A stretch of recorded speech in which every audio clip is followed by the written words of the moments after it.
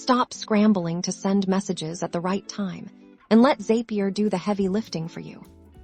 Today, we're diving into how to elegantly schedule messages to be sent at specific times using Zapier. This is a game changer for social media, email marketing, and really any communication where timing is everything. First things first, head over to Zapier and start creating a new Zap. We'll begin by choosing your trigger app. Think about what initiates this scheduled message.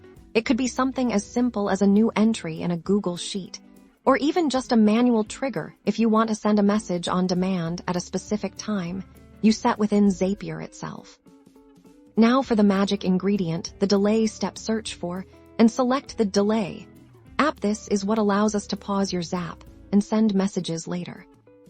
Here you have two primary options, delay for and delay until. For sending messages at a specific date and time, we'll want to use the delay until option. You can either pull a specific date and time from a previous step in your Zap.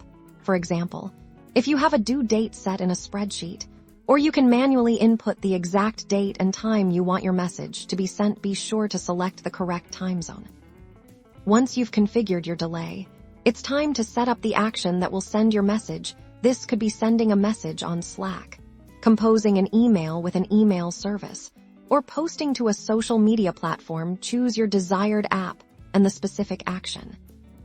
Now, draft the content of your message. You can use dynamic data from your trigger or previous steps to personalize your communication, ensuring optimal engagement with your audience.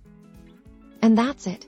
You've successfully set up a scheduled message. Zapier will now wait until your specified time to send your message, allowing you to automate communications and ensure your messages land at the perfect moment for maximum impact. Happy scheduling.